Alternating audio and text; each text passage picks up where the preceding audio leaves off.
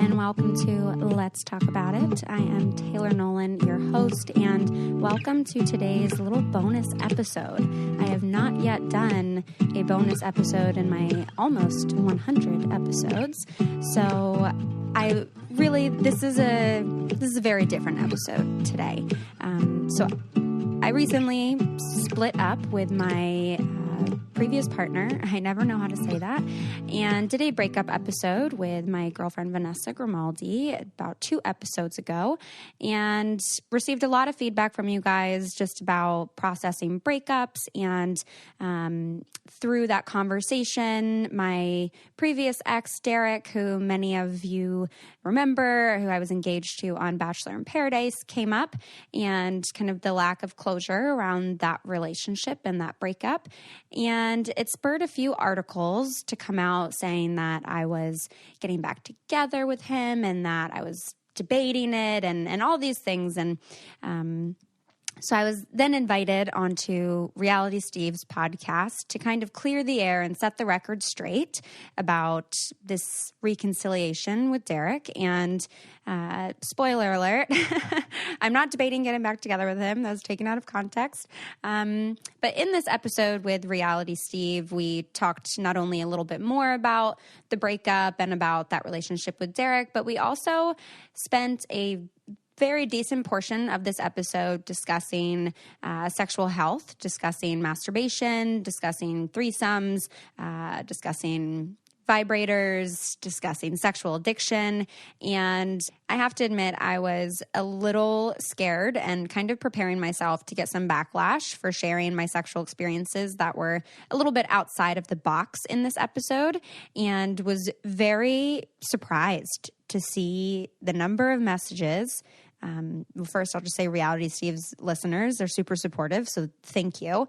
I was very surprised by the number of messages that I received from people just saying how much they loved the episode, how much it helped open their mind to things sexually, how it really made such a difference to just have this kind of conversation around poly relationships, around three-way sex, that they hadn't really had before. So all of these messages from people and new listeners that have kind of came over to the podcast after hearing me on Steve's, just want to say thank you. And it's inspired me to share this episode with you guys here on this platform. And, not sure how some of you will react to it either, but,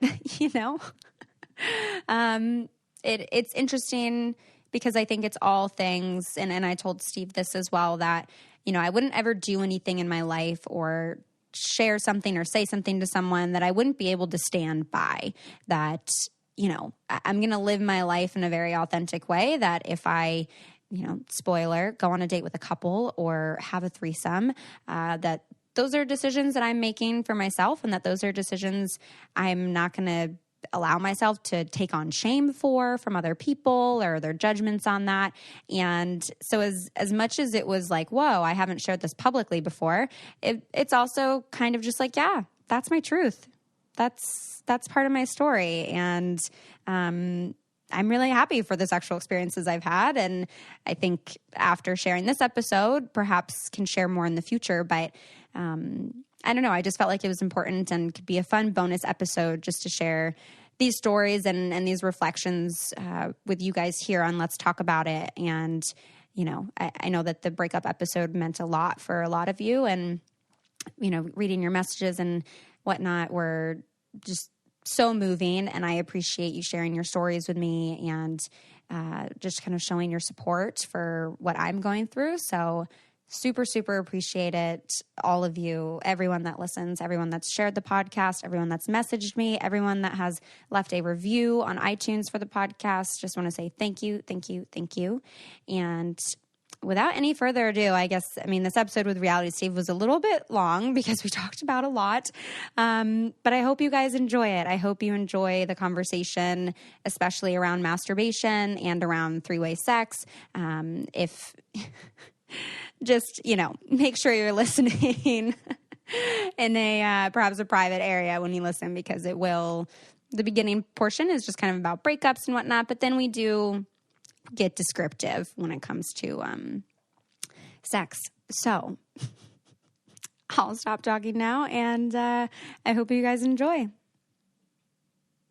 Okay, let's bring her on. You first saw her on Nick's Vile season of The Bachelor, and then on season 4 of Bachelor in Paradise. This is her second time joining the podcast. It's Taylor Nolan. Taylor, how are you?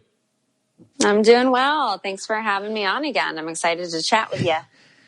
Anything interesting going on in your life right now? Anything happened recently? It's funny because I'm perusing the internet earlier this week, and I see that you are no longer with man.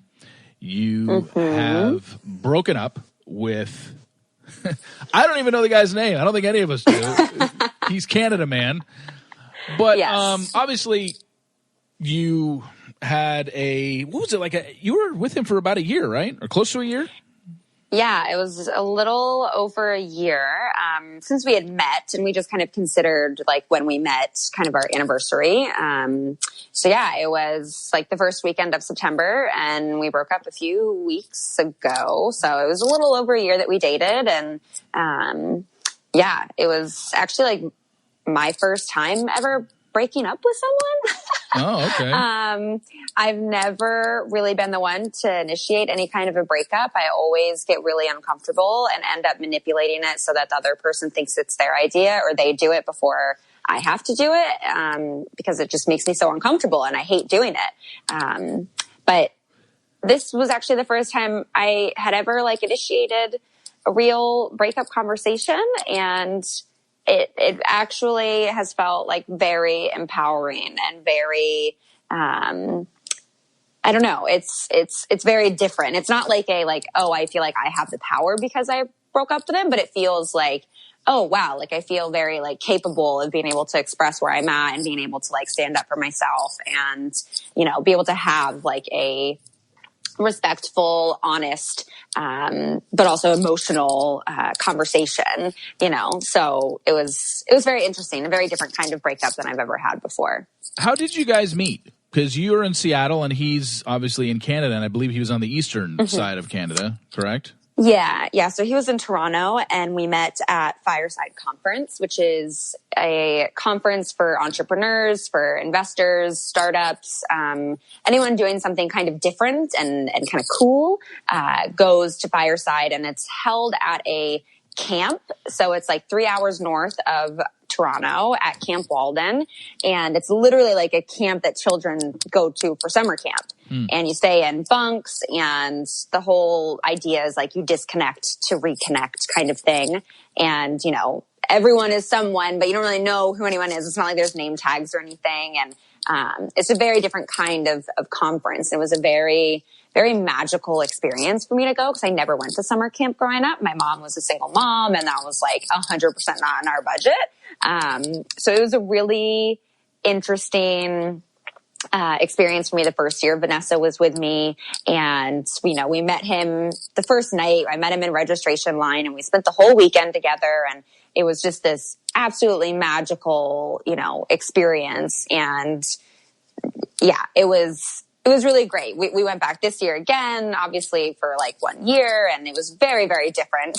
And actually had several people last night text me who I'd met at camp from the first year and then saw us last year, and they were super supportive in their messages and just kind of saying, how they noticed some things. And it's actually quite ironic because I met someone at Fireside this year. And yeah, so it's an amazing place. I love Camp Walden. It's a beautiful place. What was the distance difficult? Like, how often did you guys get to see each other? We still saw each other about every month. I would say the longest we went without seeing each other was like 6 weeks one time. Because he's in startup life, he travels a lot still. So whether it was me coming to him or him coming to Seattle, he actually decided to start like launching his company in Seattle, Portland, Vancouver area. So, he'll probably be in Seattle sometime. I still have some of his stuff at my house, so he's gonna have to come back to Seattle at some point. Or you could mail it. Or I could mail it, but our breakup was very different. Like, we ended it on very, very good terms. I mean, I spoke to him 2 nights ago. Before I released my podcast, I sent it to him and he listened and, gave me some feedback on it, and we're on very good terms. So it's not one of those things that feels like, you need to come get your shit out of my place. I don't want to see it. It just feels like, oh yeah, like, you have your stuff, like, don't forget it. Oh, okay. Now, from what I read in the story, which was earlier this week, it, came out that on your podcast that you talked about your breakup. And from what I read in the story, it sounds like you guys were pretty much, I don't want to say done, but you started kind of checking out of this relationship, I guess, a few months ago, but wasn't official until recently. So what do you want to share about that? Oh gosh, yeah. I think for most breakups, I feel like people see it coming and they kind of think, okay, we're going to work on these things. Like, we're going to try this and just kind of, for me, I'm someone that feels like they need to have tried absolutely everything before they can walk away feeling like they didn't just give up. And for me, a large part of that was also just gaining the confidence to be like, no, like, this isn't what you fucking want. Like, it's okay to say that you want more than this. And it was also a combination of, I had never been in a relationship before where every person in my life had some kind of issue with the relationship, right? Or felt like it was more that they felt that I was disrespected, or that, I shouldn't be in this, and that I deserved more, and that, that they felt like I wasn't happy. And it was kind of like a domino effect of that happening, right? That I was just kind of watching, like, friend after family member after family member, where then it was like, after Fireside this year, we went to Ottawa, and then the last person was actually Vanessa.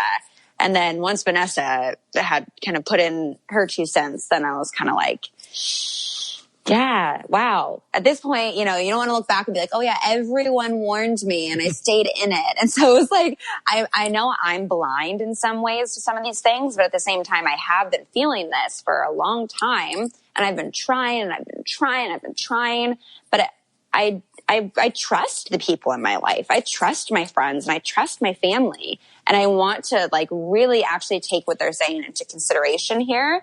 And it helped me to, like, really come to reality with the situation, to really look at myself and be like, is this even healthy? If I zoom out and I look at this as a whole, a big part of, kind of waiting to end the relationship was me having a lot of, me struggling with having empathy and, I guess, dismissing certain things in his life. His parents had divorced after 33 years of being together. He lost his childhood home. He's, fundraising for his company, trying to, raise money to be able to just keep the company going, in a super stressful period of his life. And I kept empathizing with those things and being like, I know he's going through such a hard time. But in doing that, I also dismissed and just kind of allowed a lot of disrespectful behavior to be okay. And that wasn't okay, regardless of what someone's going through. So, like, I think it took me a while to be like, wow, for more of this relationship, I've been unhappy than I've been happy. And it was kind of like letting that period of time come. But yeah, since really July, I had attempted to break up the relationship. And like I said, I'm not good at breakups. So I was like, I had attempted to have these conversations, and in one way or another, we ended up still together until this last one. Well, I mean, I think you hit something on the head there about, not being good at breakups, and breakups happen to everybody. We've all been through a breakup. Yeah. And the thing is, I think most people realize that no matter how bad the relationship is, and I'm sure yours wasn't terrible, it just had some issues with it that you just couldn't put up with anymore.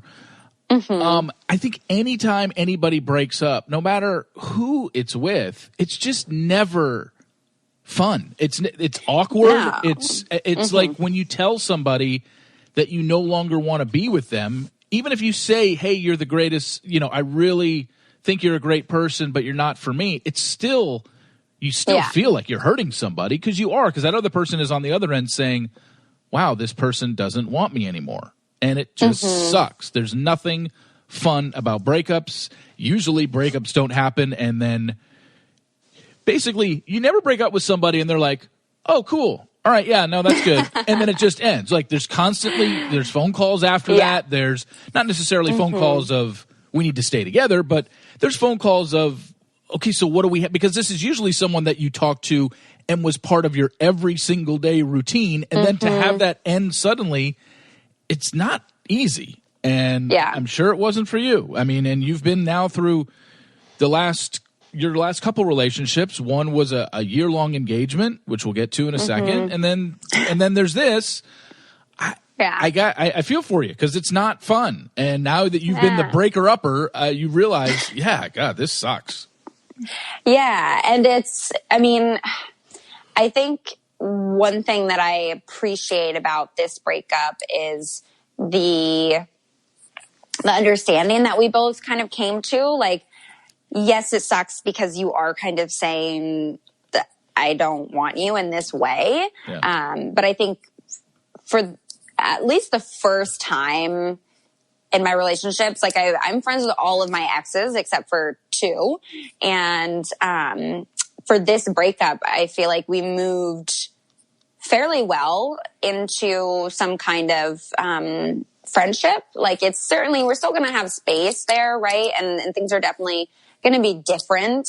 And breakups, there's always a grieving period, right? Because even if this person stays in your life, they are no longer your romantic partner anymore. And that's a grieving of everything that you've built and everything that you hoped the relationship to be. And for me, it was coming to the reality that I'm more sad about what I thought this relationship was going to be than what it actually is. Like when I wasn't with him, I was actually like, wow, actually I feel way more productive and I feel like happier and freer. And then when we're together, I feel like I'm drained and I'm like weighed down by all these things. And, it's certainly a tough grieving period, but I think what was really helpful for us is we had already kind of had some of these conversations. We were both super unhappy, to the point where when I did initiate that breakup conversation, it was kind of like, yeah, this makes sense. Like it sucks. And, I wish it didn't have to be, but yeah, I guess this makes sense. And, being able to move through that, when I saw him last, we just hugged each other and cried. And it was actually like the first time I really saw some like emotion from him that was like, oh, maybe if we had actually seen this throughout our relationship a little bit more, we would have felt a little bit more connected. But, I already now consider him a friend and someone, certainly I think you can fall out of like being in love with someone, but at least for all of my exes, I still have love for them. And, I'm like, I will always love him. And I think he does have some amazing characteristics about him and, will definitely be a great partner for someone, but was not at all the partner that I needed him to be and that I wanted and that I'm looking for. And that, it just wasn't, we weren't good for each other in that way. Well, you mentioned something earlier about how so many people in your life were telling you about him and telling you about maybe issues that they had. And, you kind of, and it kind of relates somewhat to the Bachelor world, if you're a couple in the Bachelor world, is you kind of want your friends and family to like your significant other. I mean, people, I've done a thing on my website for years where I take relationship questions and stuff like that. And I've had people tell me that, my parents or my friends hate my boyfriend, what do I do? And it's like, some people can get through that, and some people, in-laws, hate their husband or hate their wife, but they still are, well, I don't care about them, I'm in love with them, so I'm not going to listen to it. But it does make it a hell of a lot easier when the person you're with is liked by your friends and your family. Way easier.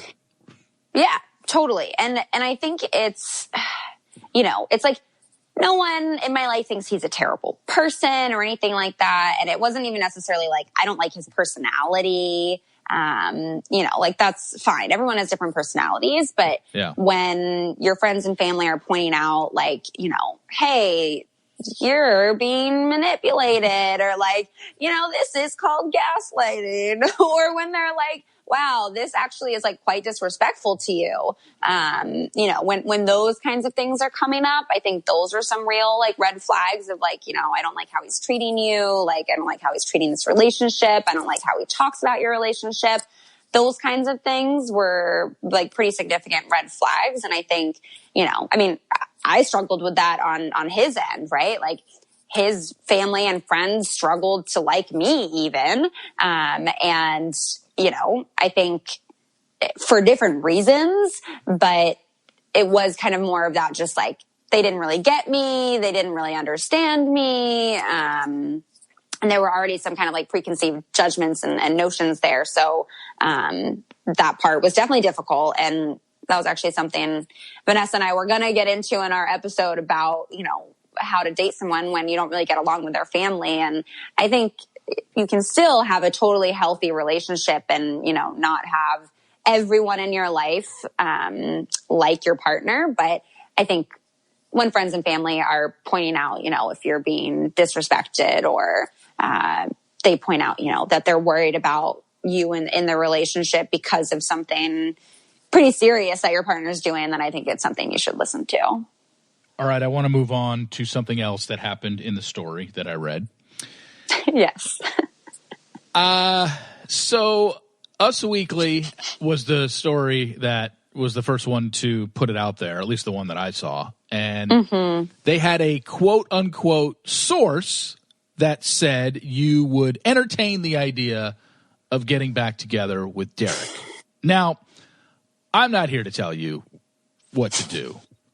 Just know that they are exes for a reason.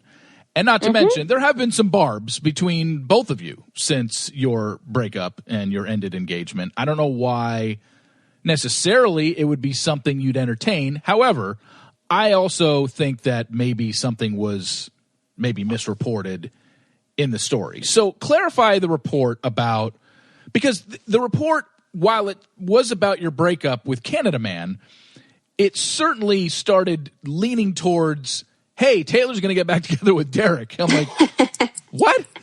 So just explain the report and just explain where you're at with all that. Yes. So I am not getting back together with Derek. We have not spoken in over a year. I have not seen him in over a year. So it's not like we're getting back together tomorrow. Yeah. And like you said, we definitely broke up for a reason, and there's a lot there. And when I say earlier, I'm friends with all my exes except for 2, Derek is one of them. And that makes me sad. We shared a lot of things together, and, aside from all the crazy shit that happened in our relationship, he did still feel like he was a best friend, and we did still have love for each other. And, at some point after we were engaged, I really fell in love with him. And I know that he very much loved me. And so it's sad for me that we don't have any kind of relationship. I don't expect, I think that there definitely needed to be time to let everything settle, and there needed to be time for us to both process it alone. But I haven't reached out to him, and it's not like, I want to get back together with him, and so I'm trying to go for that. It's literally just me saying that, like,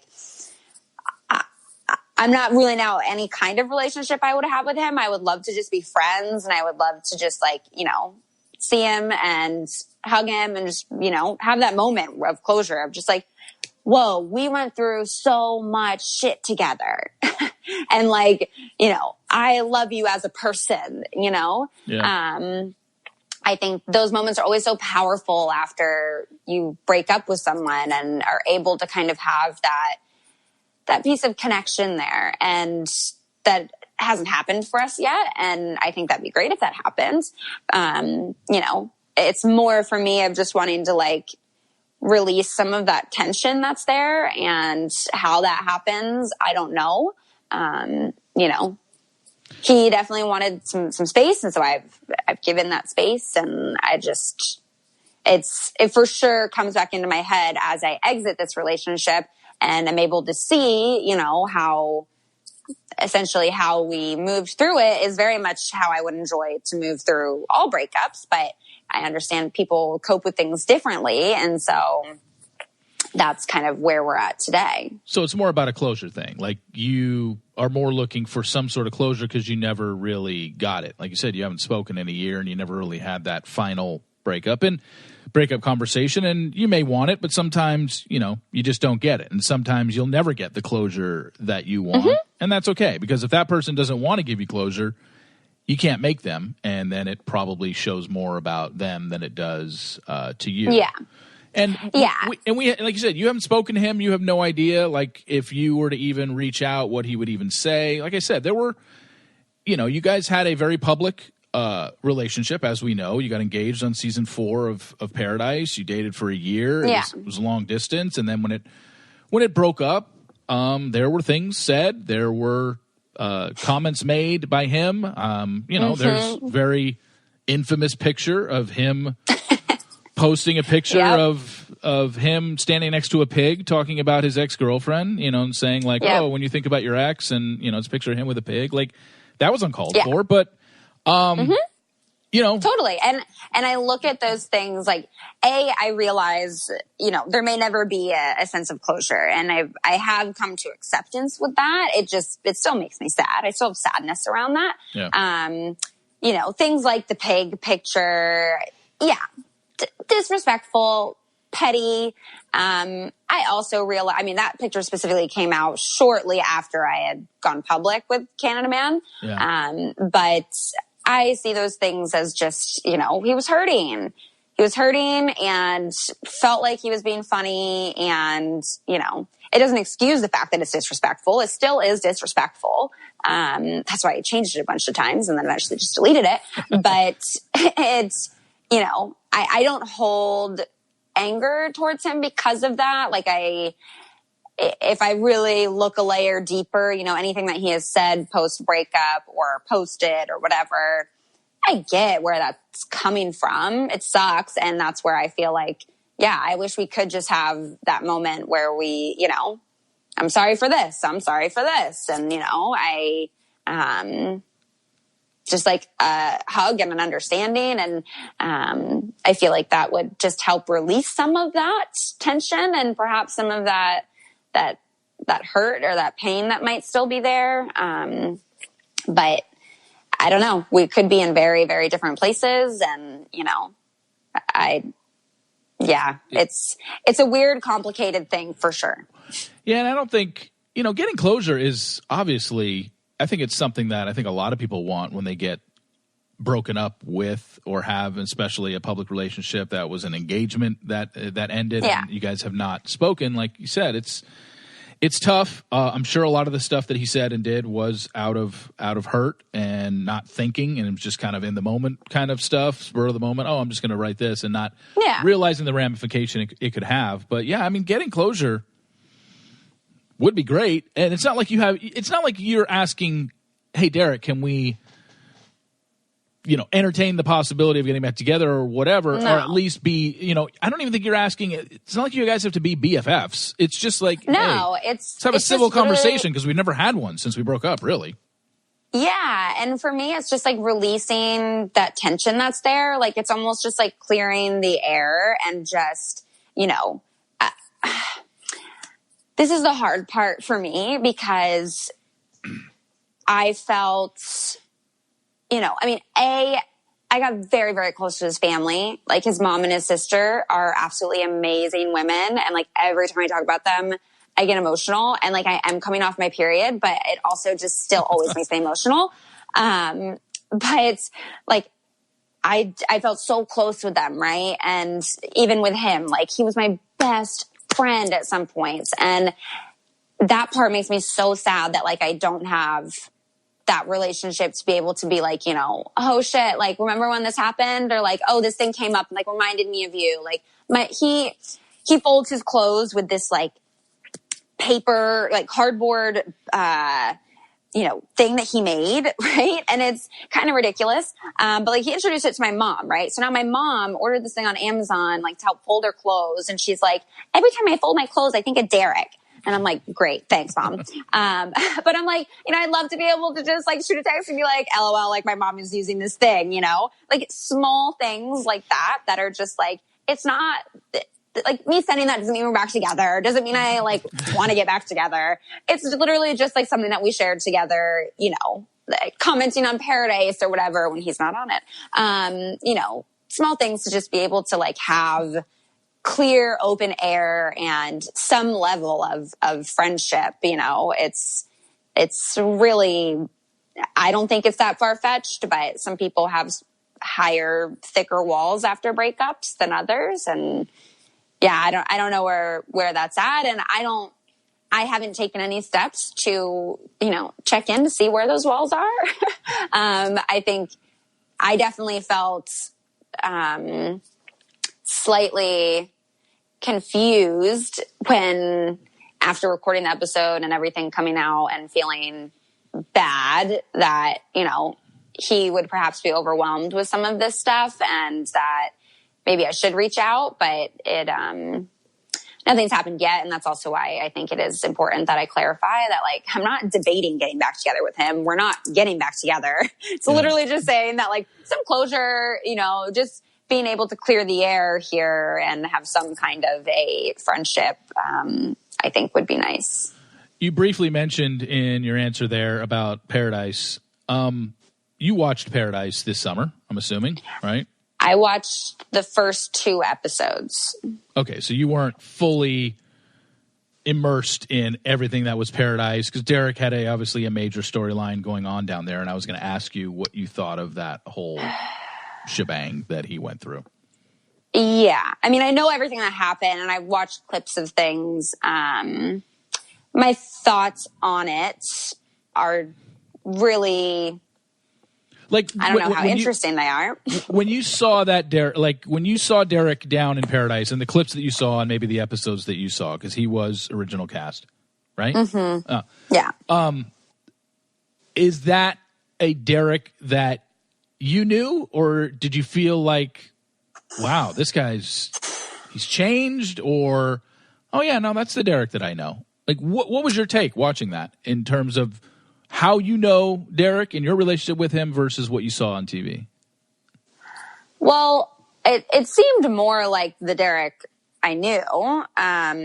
There wasn't anything that like super stood out that was like, wow, oh my God. Like, it all seemed just like him being a basic, nice human being. Yeah. So none of it to me was super surprising. And I think, it all very much affirmed kind of his idea of who he is and who he wants to be and parts of, authentically just who he is.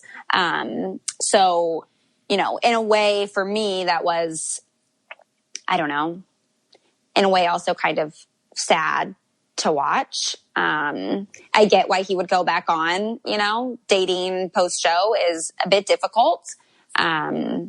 I can relate to that struggle, and going back on the show, was definitely more of like a safe place to go and do that. And I was definitely taken aback a little bit just because I was like, oh, that's not going to trigger anything for you. Yeah. It's like, okay. What about the choice of Demi? Did you see Demi as somebody that he would be into? Like, when you first heard, whether it was pre-show in spoilers or when the show started, that Derek and Demi were a thing down in Paradise, what was your initial reaction? It didn't really surprise me, but I immediately didn't think it would be anything like serious or long term or, yeah. Okay. It didn't surprise me, you know, just in terms of, oh boy, you know, her kind of role in her season. Didn't surprise me that that'd be something that he would kind of be interested in. But I didn't see her going to Iowa and spending time with his family. You know, I mean, I'm sure she could. It seems like they're good friends now. But I didn't feel like, oh wow, like he might have like really met someone there with her. Yeah. No, I mean, it was an interesting journey down there for Derek from the Demi stuff to Demi then with Christian and then him with Tayshia and then the fight with John Paul Jones. Yeah. Like, he had himself quite a summer, that's for sure. Yeah. I mean, I wasn't surprised by the Tayshia thing. I actually kind of assumed he would go for Tayshia earlier on. Mm-hmm. But yeah, it was an interesting time for sure. And I mean, yeah, I feel for him. I'm sure it was really fucking difficult. And I know he really wants, you know, as difficult as our relationship was and as weird as all the things that happened were, you know, he really does want those things. Like he really does want that security. He wants to have that person in his life. He wants, you know, he wants to create that family. And, it's funny because literally as I say all this now about him, I'm like, yeah, this is exactly what, you know, Canada Man would say about me. Like, and a large part of why our relationship didn't work. But he really does want those things. And I know for him going back on Paradise was like, you know, I want to find that. And, you know, I feel sad that it went the way it did for him. Because I know that's something he really, really wants. You know, something that's never happened on Paradise, now that I think about it, is somebody getting engaged twice. And I really think that would be a difficult thing to do. Like, I can't imagine someone getting engaged twice on Paradise to two different people. Like, it's almost like I don't even think if Derek met somebody down there and connected with somebody that he could bring himself to, well, I can't say bring himself to because they kind of, I don't want to say make you, but you know how they are. I mean, if you had your way, you wouldn't have gotten engaged down there. You would have chosen to continue to see Derek and then see where it went. Yeah. But the formula of the show is we want an engagement at the end of this thing and whatnot. And honestly, you know, when you have, and this is my issue, one of my issues with the show is, especially this season with 3 engagements in a span of on television time, you know, over a span of the last 30 minutes of the show, maybe 20 minutes of the show. It's just like engagement. It kind of loses its luster. There's nothing romantic about any of those engagements this summer. I don't care. And, you know, I know Hannah and G and Dylan are still doing great. Demi and Christian, who knows what the hell is going on with them? They don't even look like they even talk on social media. And they're not even hanging out with each other. So they're probably, I mean, oh man, first off, they weren't even a real thing anyway. But anyway, and then the third couple that got engaged was who am I blanking on that got engaged in Paradise this summer? Dylan and Hannah G, Demi and Christian, and Chris and Katie.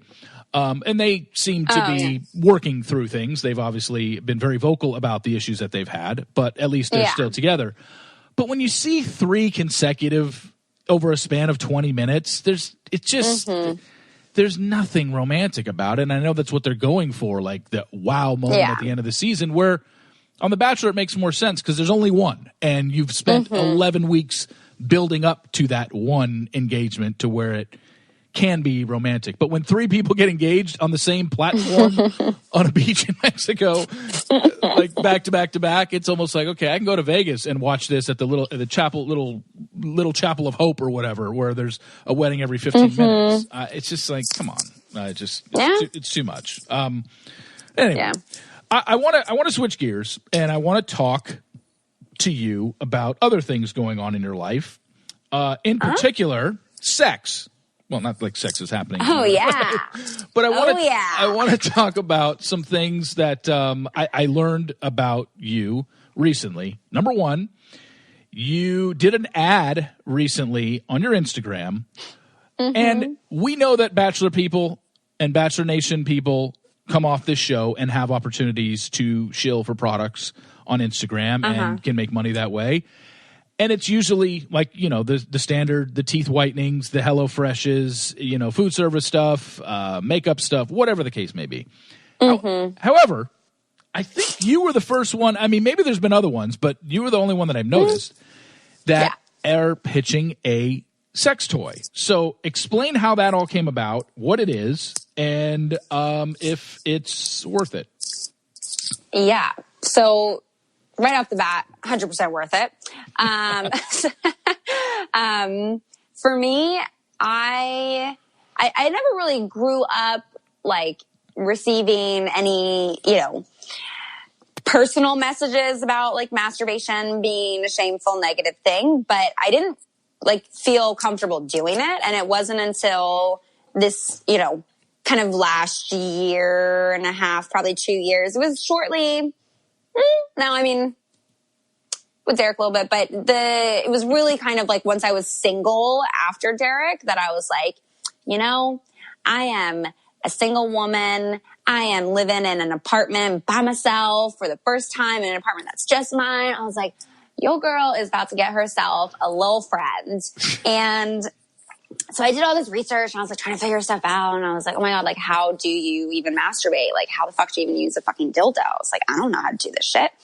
So I did a bunch of research and I was like, I'm really like, I'm going to make this, like I was going to intentionally masturbate and was just doing research. I was talking to everyone about it. Right. And then, it was like in April, a company approached me about, I think I had been posting things about like female masturbation, not like toys specifically, but this company reached out to me and they have it's like a clitoral vacuum sucker. It's like stimulates your clit with air essentially. And I remember at first I was kind of like, I don't know, like that's not one of the toys I've tried out. Like I don't know why that would feel good. Like I don't think I want something like sucking my clit. Like that seems like it'd be weird. And then I hooked up with this one guy and he was absolutely fantastic. Completely changed my world. Not a boyfriend, no one I've like seriously dated, but have hooked up with him several times. And it was the best oral sex I'd ever had. It was the only time I'd ever actually came from oral. And the only way I could describe it was that I think he was like sucking on my clit. I was like, I don't know what he was doing, but I want to say it was like, he was kind of like sucking, like tapping with his tongue, like on my clit. Like what the fuck was that? And after that, then I thought about that toy again and I was like, oh, whoa. I was like, this might have something to it. And yeah, I tried it out and absolutely loved it and was just like, I know that they've reached out to so many people and I know so many people will say no. And it was actually a conversation, I think I'd had with Vanessa actually. And she was like, no girl, like I'm not posting that. And I'm like, yeah. Like that's how I feel like most people are responding to it. And for me, I like to take on those taboo topics. And I think it is something that is so important.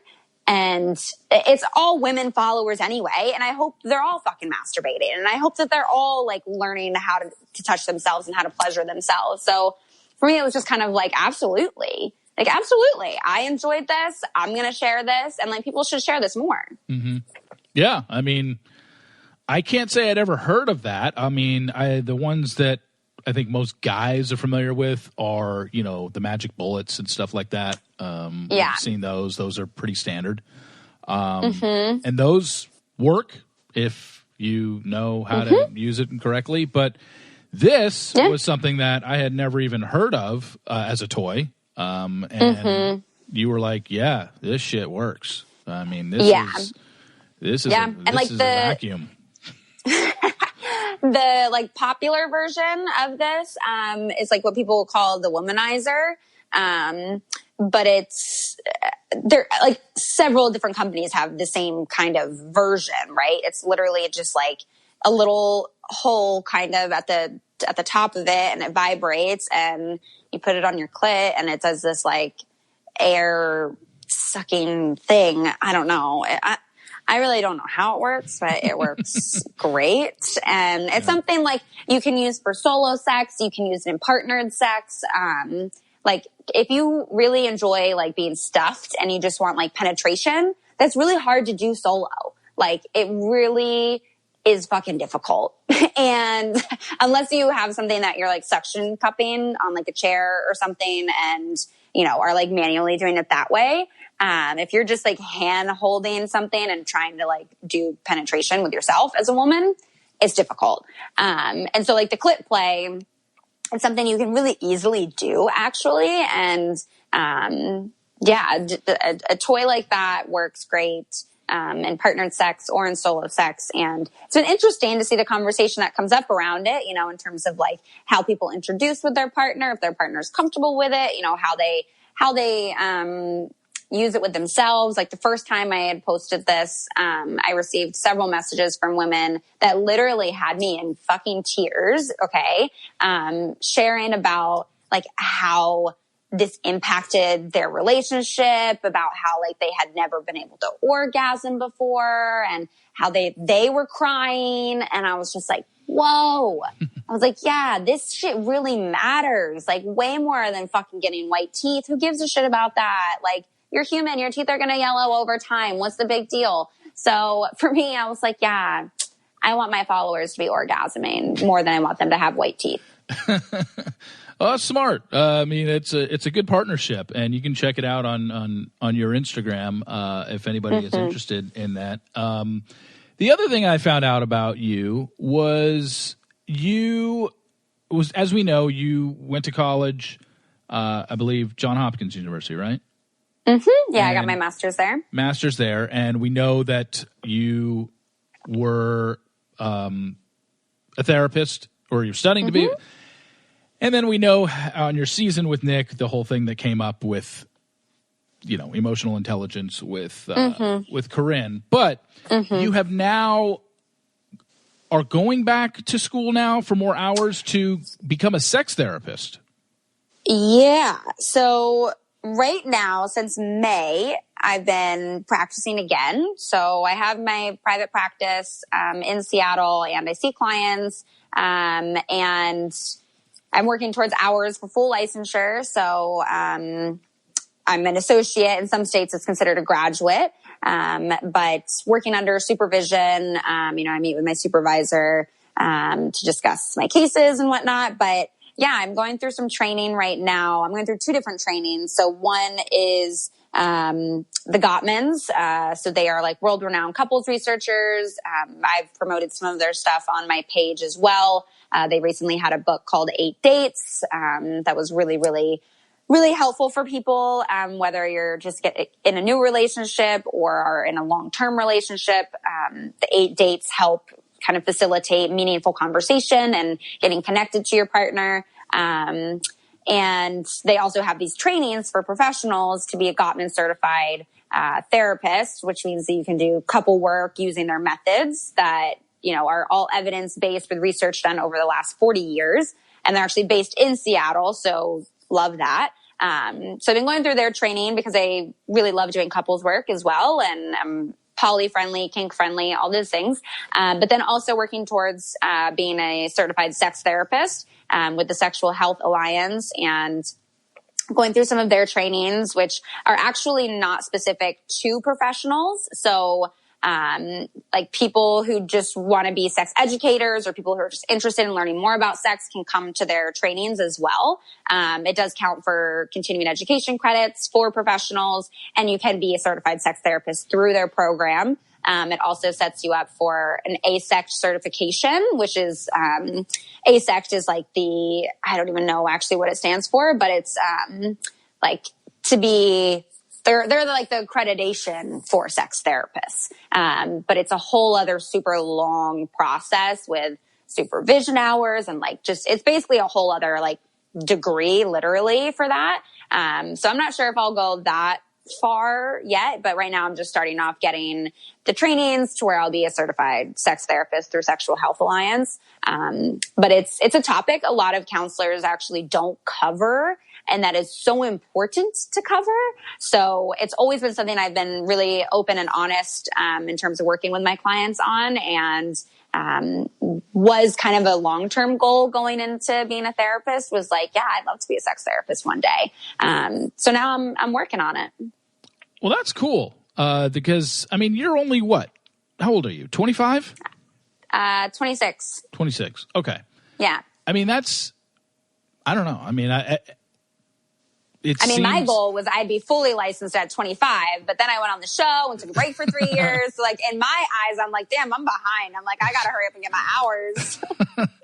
So as a sex therapist, I mean, for people that may think they know what being a sex therapist is, and I'm not even sure I know exactly what a sex therapist does. And there's one question that I have in regards to it, but first off, just describe a sex therapist. Obviously, you can meet with singles or a couple that maybe has intimacy issues, I'm assuming.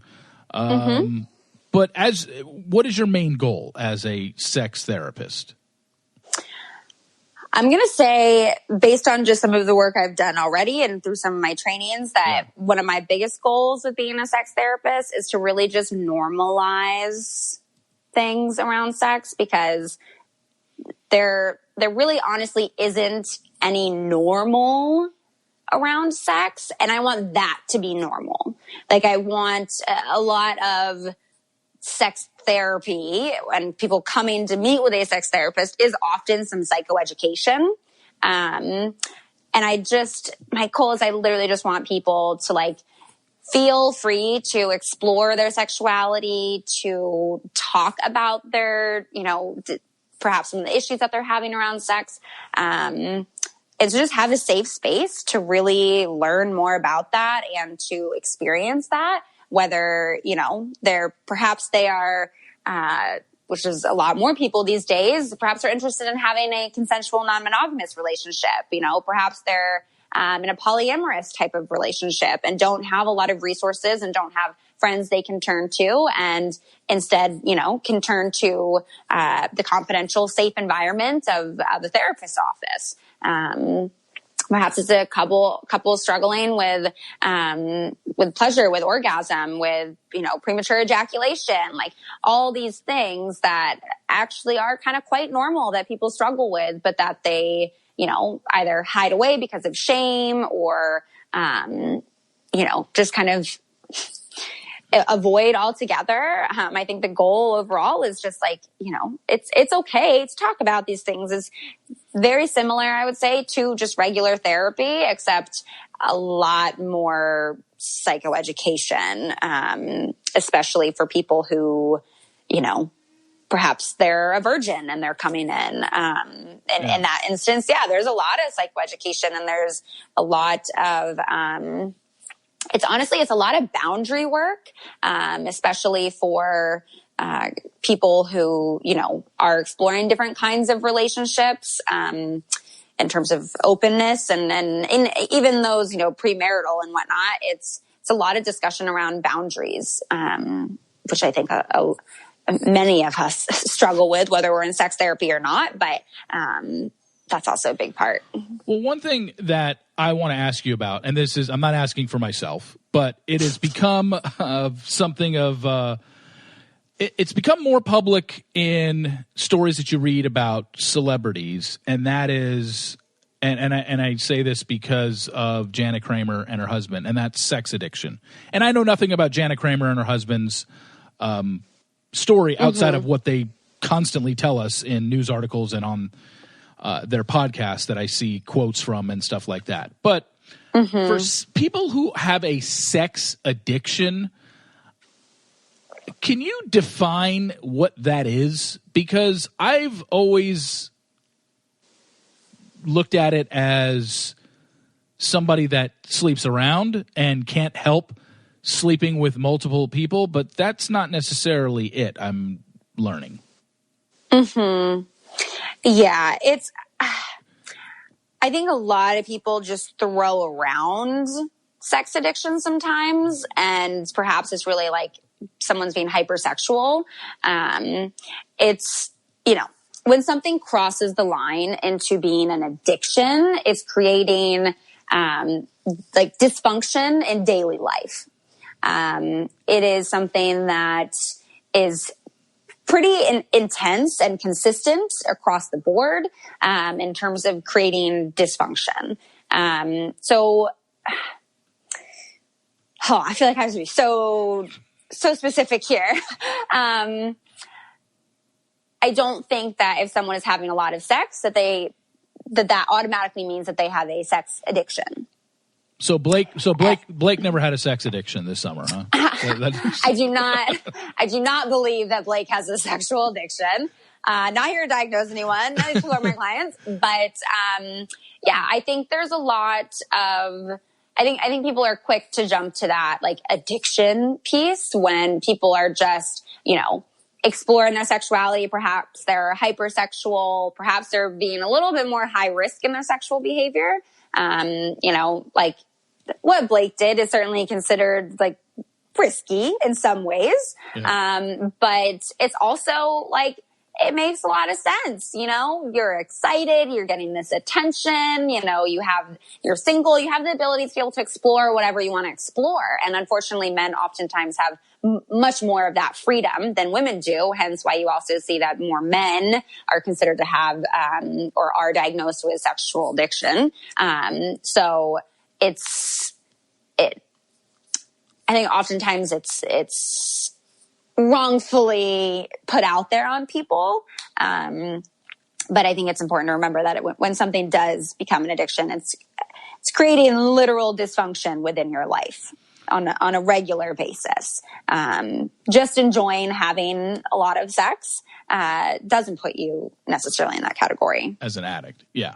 Yeah. The other thing that you mentioned, which was polyamorous relationship, that recently came up in the pop culture world with, I don't know if you watched The Hills or if you've read about the whole Brody Jenner and his wife Caitlyn, and then her getting with Miley Cyrus right after their breakup. But if you watch The Hills, there was talk about how Brody and Caitlyn, and look, I'm not sitting here and trying to pretend that I'm some sort of Hills insider or know what's going on with them, but it is pretty well known through many things that I have heard throughout the years, going back to years when Brody was first on The Hills, that Brody Jenner and was very open sexually with multiple women and was totally digging threesomes all the time. And what was even brought up on The Hills this season, it's not like him and his wife denied it. They just said, we like what we like, and it's nobody's business. So that to me means,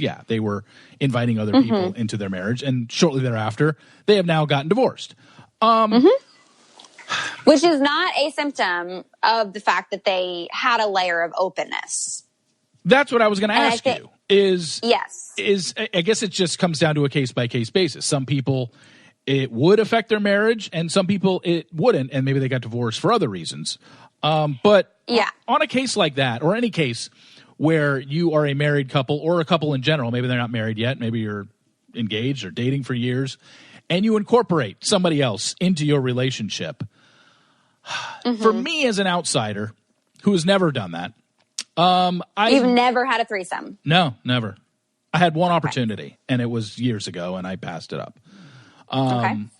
It was, I've never done it only because I feel in my mind all it can do is cause problems. All it can do is cause issues to where whoever we invite in, whether it's a stranger or somebody that we know, eventually it'll get thrown back in my face that it seemed like you were enjoying yourself with her more. It seemed like, why don't you do that with me? And I just feel like it's going to cause nothing but problems. Even if the person I was with said, I want to bring someone into the relationship, I don't know if I would. That's just my thoughts on it. But your thoughts in general on that dynamic. Yeah, so your concerns around that are totally valid. In order to have any kind of, sexually open or consensually, ethically non-monogamous relationship requires a lot of internal work. It requires a lot of communication and boundary setting, a lot of work around the feeling of jealousy and what that means for each partner. Yeah. So I definitely don't think it's something that people should just kind of willy-nilly like, oh yeah, like I want us to have a threesome. Okay, let's do it. I think it requires actually a lot of conversation around that to make sure that all the parties involved feel like it's a safe, comfortable thing to do. Just like monogamous relationships often end, open poly relationships, those also end. Just because they're poly and open doesn't mean that they are going to last forever, or that, when they end, it's because they were poly. Like, people break up all the time in all kinds of relationships for so many reasons. And unfortunately, I think a lot of people in this kind of open poly community are often kind of shamed for having that relationship style when they break up, that this is why you broke up, because you should have been monogamous and then you wouldn't have these issues. I think you can absolutely engage in in this example, in a threesome, and it be a really awesome experience for you and your partner. The first time I ever had threesomes was when I was in a relationship. And it was literally my first relationship ever when I lost my virginity to my boyfriend. That we had, several different threesomes with other friends and other girls. And, at that point in our lives, we were really young, right? And so we weren't fully, like, there were conversations, but they weren't at all at the level that they would be at today, right? I think today, being able to like sexually explore, there's a lot more conversation happening around that I think is super important. I've always said that, like, whoever I marry is not going to be the one and only person I have sex with for the rest of my fucking life. Like, it's very unrealistic to say that my partner is going to be able to fulfill all of my needs all of the time. I might date someone who really, really wants, like, me to fully fucking deep throat them. And I'm like, guess what? I don't want to do that. And maybe they have someone else who like can provide them with amazing deep throat action. And I can be like, I'm so happy that you have that. I'm like, I don't have to fucking do that. I don't want to do that. So I'm glad you got that there. And that was like a safe, good, positive experience for you. And maybe it's something for me where, maybe my partner doesn't want to give me oral sex, and maybe I can, experience that somewhere else. And like, there's so many different ways you can go about it. But overall, it does require a lot of boundary setting. It requires a lot of conversation. I think you have to be really intentional about why you're doing it and what you want out of it. And just honestly, to be very gentle with yourself throughout the process, because a lot of feelings will come up. And it will feel like a little complicated at times.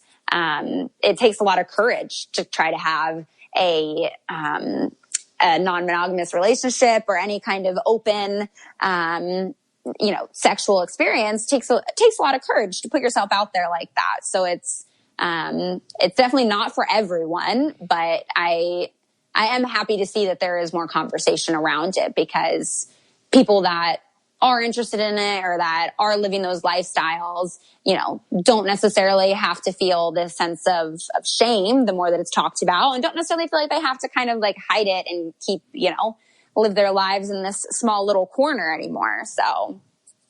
Okay, so I want to talk about what you just said. I had no idea that you had been in so many threesomes in your life. Now, here's my question. And I've had this question. I've posed it with many people when just discussing threesomes, in that when you had your threesomes in the past, like you said, you were really young. It was your first relationship. So it was more of just a physical thing. This wasn't something, it was like experimental, I'm assuming. Like it was just like, hey, let's try this out. Or was this talked about and discussed or whatever? It sounds like it was more, let's have fun. It was briefly talked about. Like the first time it happened, it just happened. And then after that, there were a lot of conversations, and then like it happened with other people. But even after that relationship, I had other ones. And do I share this? During my period of time of being single, there was another one, but more of them happened, pre-college. Okay. Yeah. There's really only been one post-college. And it's funny because most people would think that they happen in college, but, we would have, but timing never worked out. And this is the other thing. Like these things aren't just like, you can't, it's not necessarily like you're just like, yeah, we want to have threesome. Yeah, we're just going to go out and have one. Like it takes a really specific kind of person. It takes a really specific kind of setting for that kind of thing to happen. And sometimes it's like really specifically set up. And maybe I do share this because I appreciated how this was done. When was this? Yeah, this was last year. I went out on a date with a couple, and they were on Bumble, like together. And I thought that was so cute that they did that. That like they were interested in having, sexual openness in their relationship and wanted someone that they could, add into their sexual experience. And the way they went about it was, again, with a lot of this conversation about real specifics to what each person wanted, to the fact that, they were literally on Bumble together, that they were like, it's the two of us. Like, if you, are open-minded and like can be our unicorn kind of thing, then yeah, match with us. And so they were specifically looking for a third. They made no bones about it. Specifically, yes. And okay. I think that's, I thought it was a very like creative, respectful, intentional way to go about doing something like that. And granted, not everyone feels comfortable putting themselves out there like that, but, I thought that was a very creative idea, because then they're both looking together, right? And it's something that they're doing as a couple to say, yeah, like, are you interested in this person? Like, oh, I think I'm interested in this person, and finding someone that they both feel like could match with them. And from everything to like, her communicating and doing some of the messaging to maybe him doing some of the messaging, like you're getting to know both people and what both people are looking for and what they're looking for together. And some of that communication can happen, before you even meet, when it's done through something like that. And not sure that that's necessarily what Bumble intended their services for, but Now, when you went out with this couple, it happened that night, or did you have to go out with them and hang out with them a few times? Well, no, I mean, like we matched, and then there was like conversations and like we talked and whatnot. And then, yeah, we met up, and they were really cute. They were like such a sweet couple. And So was this just, were you bored? Why did you do this?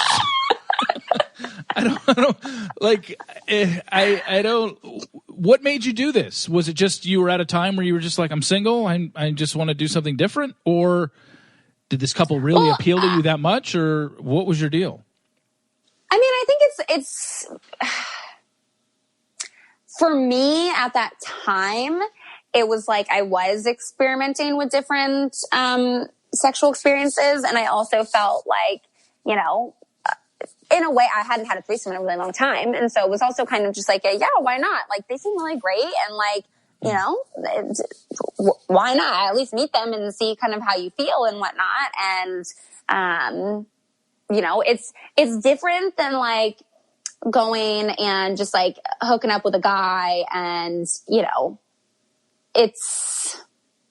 Well, for sure. You're incorporating two other people. It's a very, but it's not like you're with this other single person, right? To be like, okay, like, are they going to like me? Like, are we going to keep talking? Like, am I going to hear from them? Like, I guess there's some of that with a couple, but it's not like in that situation, they weren't open to like a poly relationship, right? It was specifically a sexual thing. So it wasn't like they were fully inviting someone into their relationship. It was sexually, you know, we want like someone we can, you know, get together and kind of like play with, you know, every now and then kind of a thing. So it's literally like purely a sexual experience, but like it's also unique to see. I mean, I hadn't ever been on the other side of that, right? I was always the person that was either in the relationship or no one in the threesome was in a relationship. So this was a very different experience for me, which also was part of what appealed to me, was like, oh, I haven't been in this position yet. And like, I was always curious how that felt for this person when we were together. So like, yeah, I'm curious to see what that would be like to be, you know, the single one, not in the relationship. And it definitely was different, but it's, yeah, I don't know. I'm also not like, I wouldn't say I'm like specifically interested in women. Like I don't like go on dates with women, or like I've never like hooked up with a woman just like by myself. But it's a very different experience, like within a threesome, to have that experience.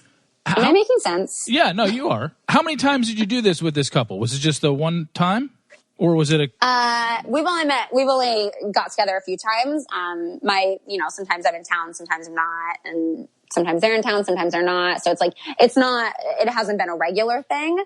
And yeah, a few times, but it's not a regular thing. Were you being brought into this by this couple because his wife was... Or actually, were they a married couple, or were they just? They're boyfriend and girlfriend. They live together, and they've been together for several years.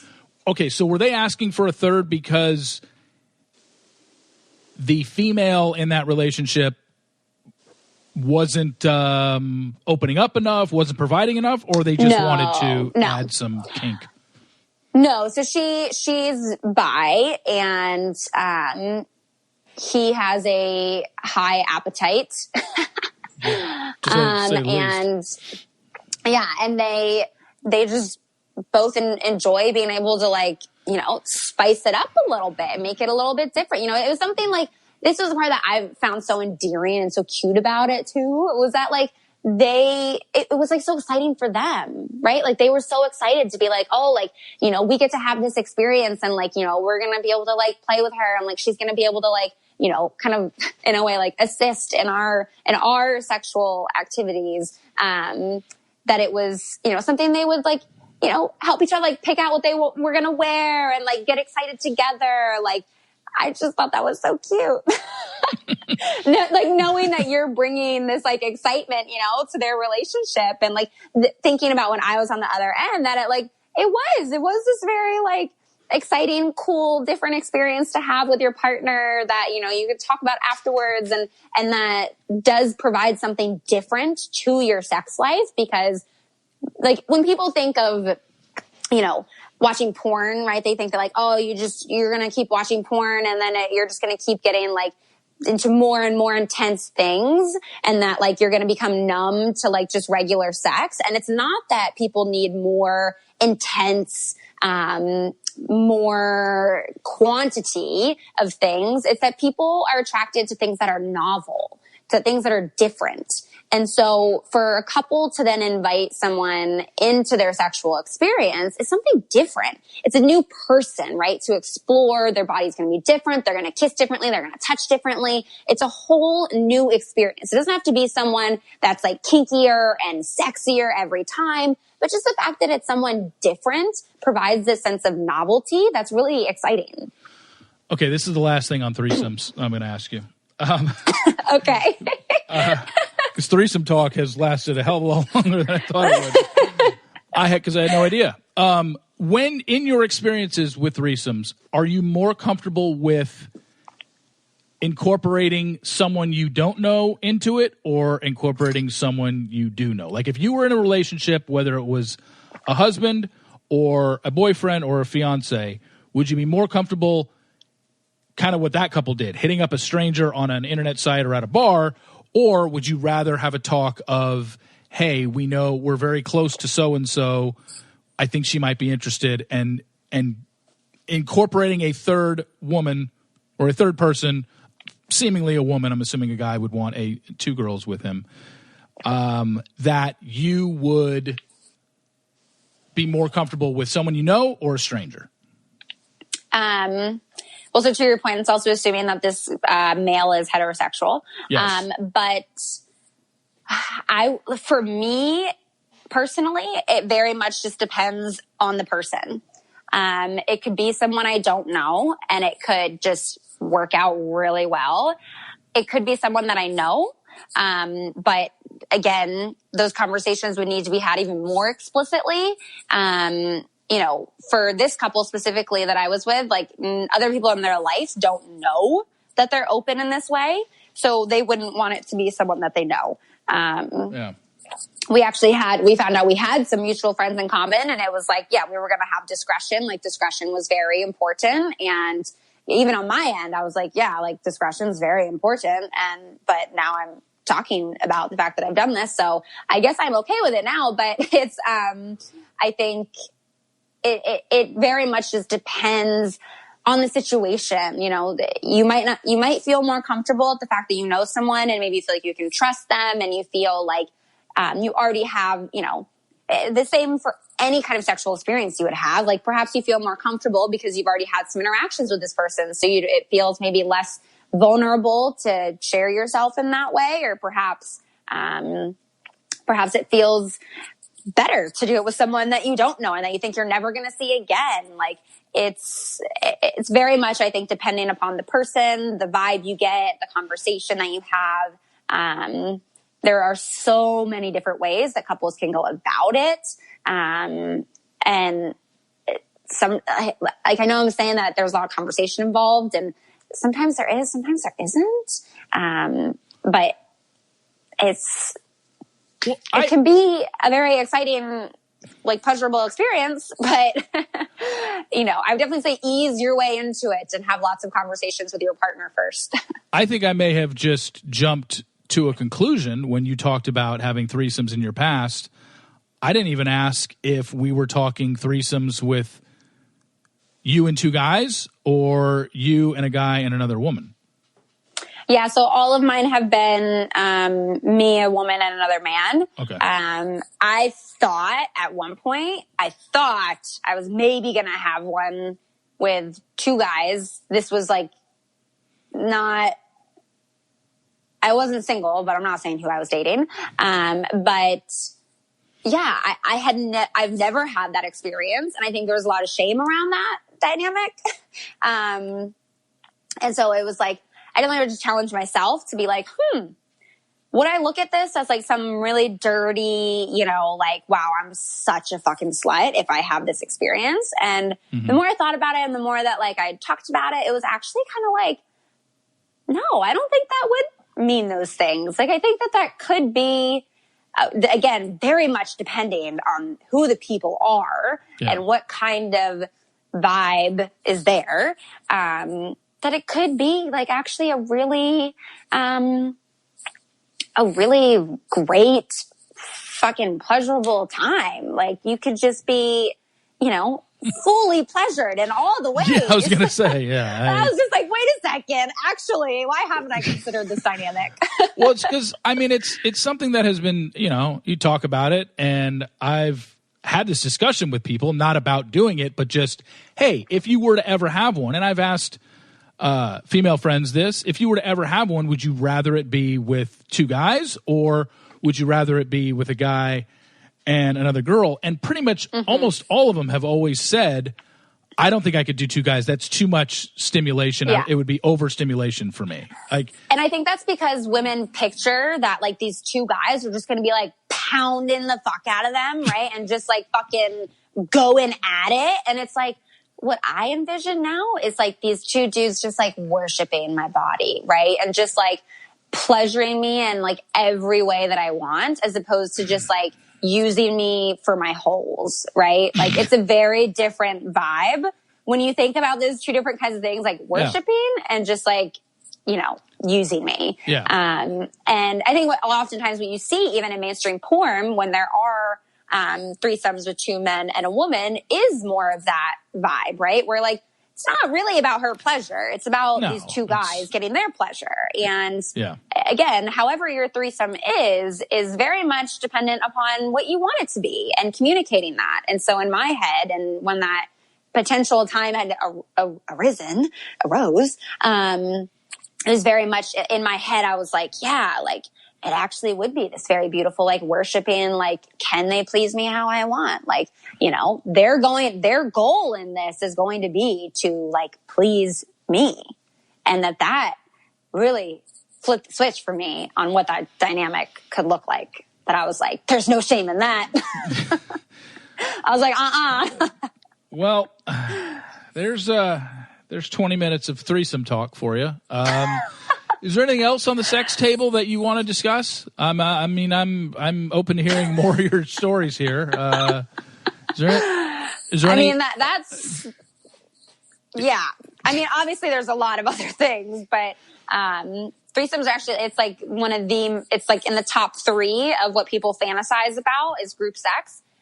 Group sex is the number 1 fantasy that people have. And I don't remember actually how acted out it is. I did an episode with Dr. Justin Lay Miller, and he was the expert in one of the trainings I went to for Sexual Health Alliance. And so in his episode, How to Have Better Sex, we went over kind of, you know, all the fantasies. He's done a lot of research around, like fantasy, what people fantasize about and what they actually act on. And yeah, group sex was the number 1. I think rough sex was in top 3, which included things like BDSM. And yeah, there's so much more I could say on this topic, but, just don't think that like what you're interested in is so taboo, and don't think that like, you know, there doesn't need to be the shame around it at all. Yeah, I think when you say, you know, people's fantasies or a threesome, like, I mean, yeah, I'm not going to sit here and say that I would never have a threesome in my life. I mean, I think, that is a fantasy to eventually have one.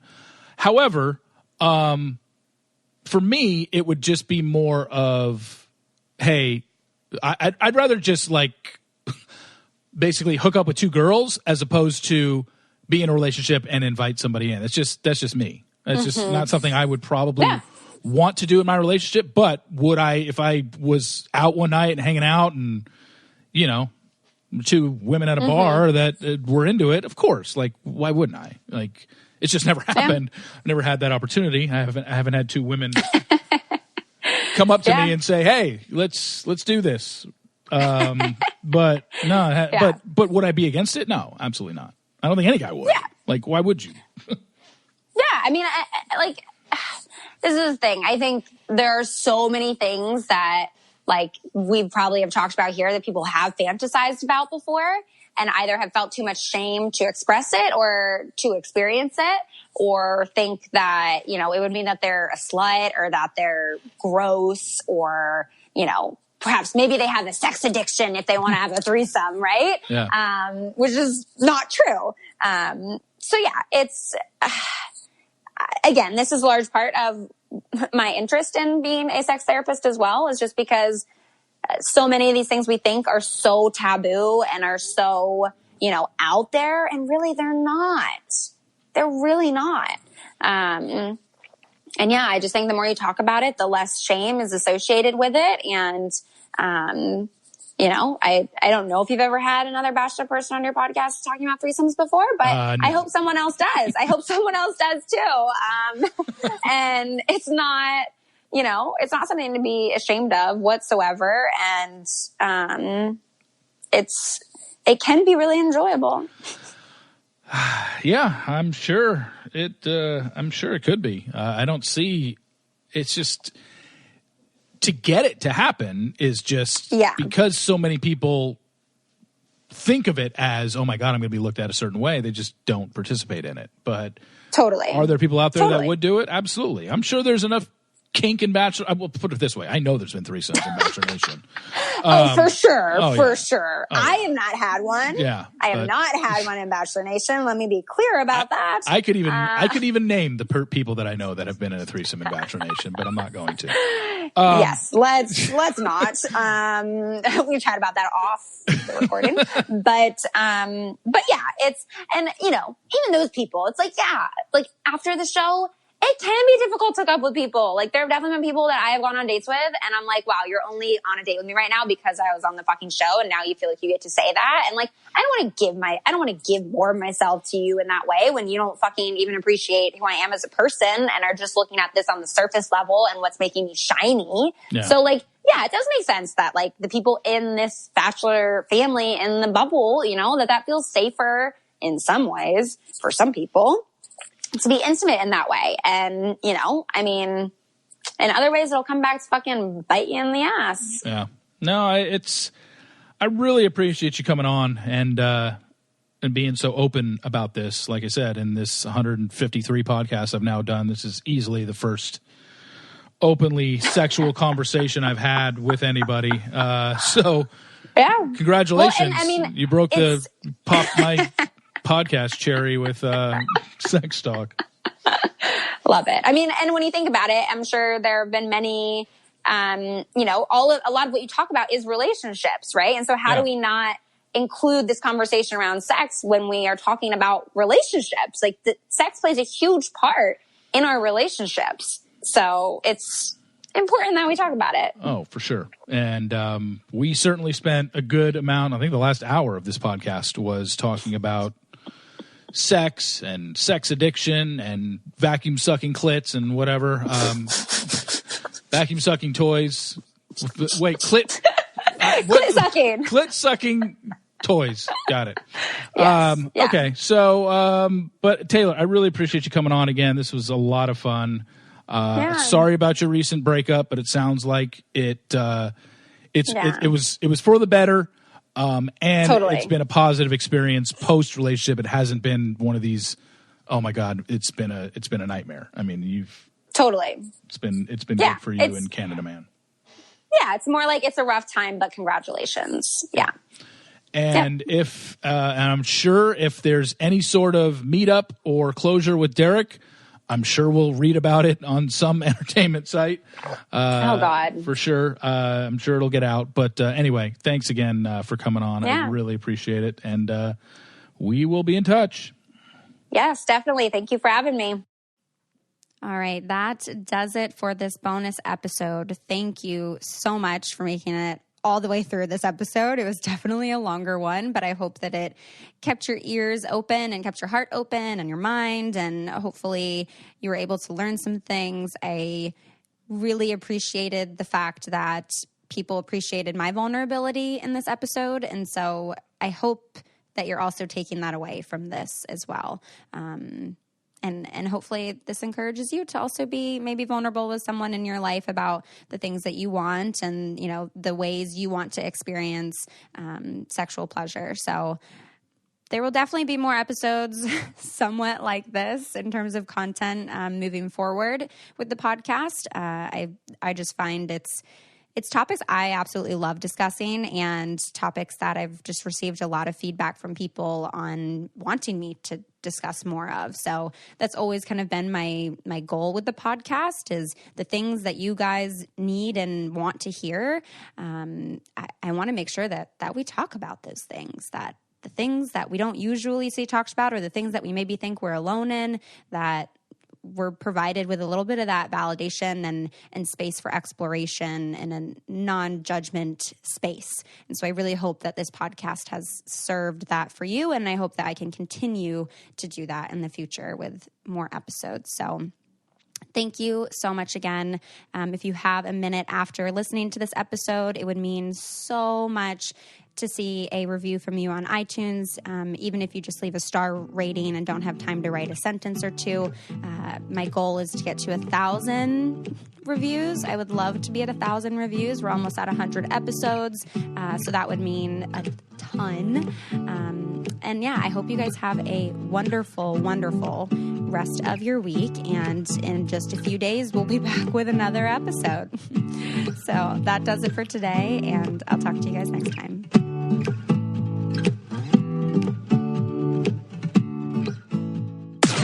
This podcast is brought to you by Wave Podcast Network. Check out all of our shows, including the Brain Candy Podcast, I Don't Get It, Coffee Convos, and Let's Talk About It.